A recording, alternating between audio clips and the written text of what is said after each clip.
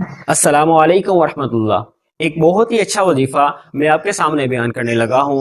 اگر آپ وہ وظیفہ کر لو گے تو پھر آپ سیدھے جنت میں جاؤ گے۔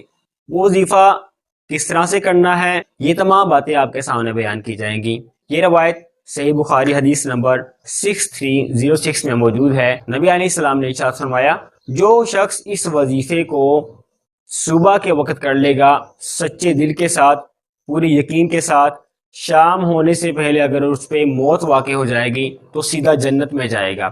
اور اسی طرح سے یہ وظیفہ پورے سچے دل کے ساتھ انسان شام کو کرے گا یہ وظیفہ، اور صبح ہونے سے پہلے اس کی موت واقع ہو جاتی ہے تو پھر بھی وہ سیدھا جنت میں جائے گا۔ وظیفہ کیا ہے؟ اسکرین پہ آپ کو نظر بھی آ رہا ہوگا۔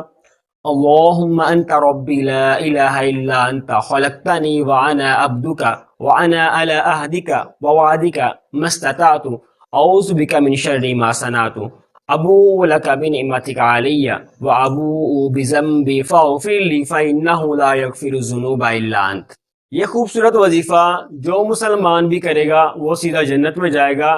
اس کے لیے آپ کا مسلمان ہونا ضروری ہے۔ دوسری بات، آپ کا نمازوں کا پابند ہونا ضروری ہے، کیونکہ اللہ رب العزت نے قرآن مجید میں ارشاد فرمایا کہ جس وقت جنتی لوگ جنت میں چلے جائیں گے، جہنمی لوگ جہنم میں چلے جائیں گے، تو جنتی لوگ جہنمیوں سے پوچھیں گے ما سلککم فی سقر، کہ تمہارے کس عمل نے تمہیں جہنم میں بھیجا؟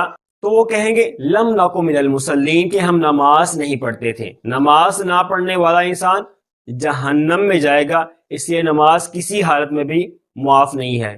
کھڑے ہو کے نماز نہیں پڑھ سکتے تو بیٹھ کے پڑھ لیں، بیٹھ کے نہیں پڑھ سکتے تو لیٹ کے پڑھ لیں، لیٹ کے پڑھنا مشکل ہے تو اشاروں سے پڑھ لیں، وضو کرنا مشکل ہے تو آپ تیمم کر لیں۔ نماز کسی بھی حالت میں انسان کو معاف نہیں ہے۔ صرف 3 ایسے شخص ہیں جن کو نماز معاف ہے، 3 ایسی کیفیات ہیں، ان کیفیات میں اگر انسان موجود ہو تو اس کو نماز معاف ہے۔ جیسے ہی وہ کیفیت نکل جائے گی نماز پھر اس کے اوپر فرض ہو جائے گی۔ پہلا وہ شخص جو کہ سویا ہوا ہو، اس کو پتہ نہ ہو دنیا جہاں میں کیا ہو رہا ہے، کہاں پہ لیٹا ہوا ہے، اپنے خوابوں کی دنیا میں مگن ہے۔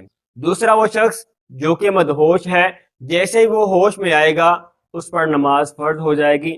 اور تیسرا وہ شخص جو کہ پاگل ہے، جس کو کیا اچھا ہے کیا برا ہے، کس طرح کے کپڑے پہننے کس طرح کے نہیں پہننے، دنیا میں کس مقصد کے لیے آیا ہے، جس کا دماغ اس کے جسم کا ساتھ نہیں دیتا، جو کہ سمجھدار نہیں ہے، جس کو پاگل مینٹل انسان کہا جاتا ہے، اس کو بھی نماز معاف ہے۔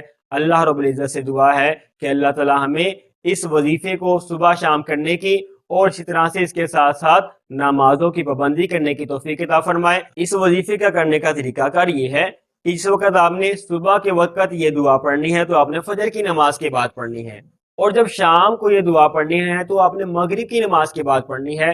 یہ خوبصورت طریقہ ہے اس خوبصورت وظیفے کو کرنے کا، جو کہ ہمیں جنت میں لے جانے کا سبب بنے گا۔ اللہ رب العزت سے دعا ہے کہ اللہ تعالی ہمیں 5 وقت کی نماز پڑھنے کی اور اس وظیفے کو فجر کی نماز کے بعد اور مغرب کی نماز پڑھنے کی توفیق عطا فرمائے۔ السلام علیکم ورحمۃ اللہ۔